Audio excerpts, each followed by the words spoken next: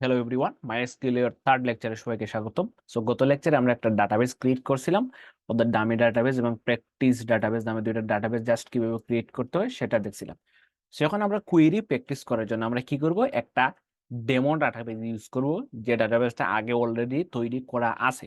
আমরা জাস্ট ওই ডাটাবেসের মধ্যে বিভিন্ন কুয়েরি পাস করে আমরা ফলাফলগুলো দেখা ট্রাই করবো, ঠিক আছে। সো এখন যদি আমি ডাটাবেস ক্রিয়েট করতে যাই অনেক টাইম লাগতে পারে, তাই আমরা কি করি, পূর্বে থেকে ক্রিয়েট করে একটা ডাটাবেস, সেই ডাটাবেসটাকে আমরা এখানে এসে রান করে আমরা আমাদের সার্ভারে বা আমাদের এই যে ডাটাবেস ক্রিয়েট করে দেন আমরা ওইখানের মধ্যে কুয়েরি গুলো কি করবো, প্র্যাকটিস করবো।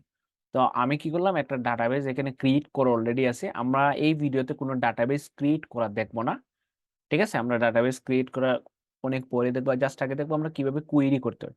তো আমরা এই যে এই ফাইলটা, ডাটাবেসের লিঙ্কটা আমি ডেসক্রিপশন বক্সে দিয়ে দিব। সো এখান থেকে জাস্ট আমি কন্ট্রোল-সি মেরে কপি করে নিয়ে জাস্ট এইখানে এসে কি করব, পেস্ট করে দিব, ঠিক আছে। এখানে এসে পেস্ট করে দিব। পেস্ট করা শেষ।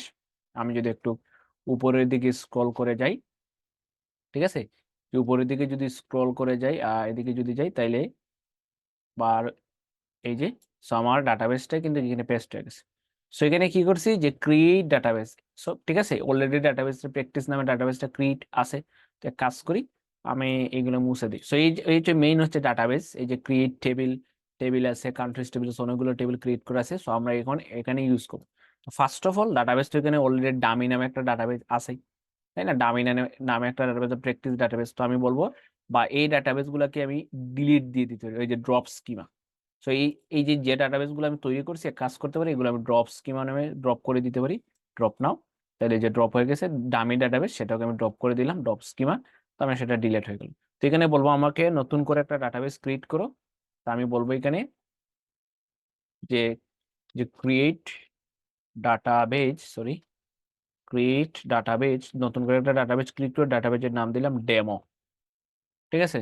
সো ডেমো ডাটাবেজ এখানে যদি আমি সিলেক্ট করে রান করি, দেন এখানে যদি রিফ্রেশ মারি তাহলে ডেমো নামে ডাটাবেস ক্রিয়েট হয়ে গেছে। এখন বলবো ইউজ ডেমো, ঠিক আছে, ইউজ ডেমো। তাহলে ডেমো নামে ডাটাবেসটা সিলেক্ট করে রান করলাম, তাহলে এখানে কি হয়ে গেল, বোল্ড হয়ে গেল।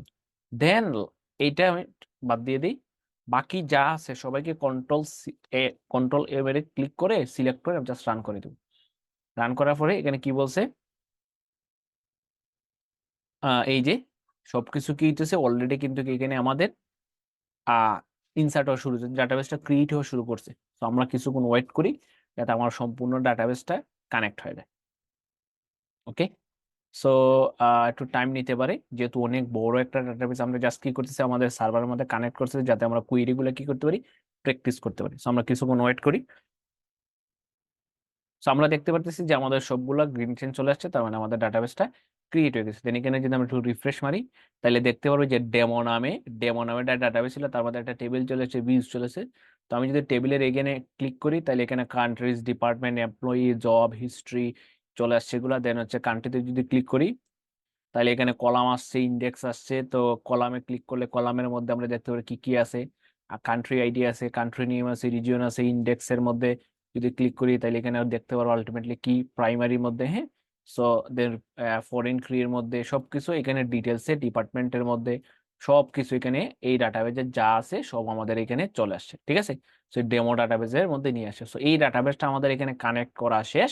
এখন আমরা কি করব, এই ডাটাবেস ব্যবহার করে আমরা কুয়েরিজ প্র্যাকটিস করব। সো নেক্সট ভিডিওতে আমরা কুয়েরিজ প্র্যাকটিস করা স্টার্ট করে নেব।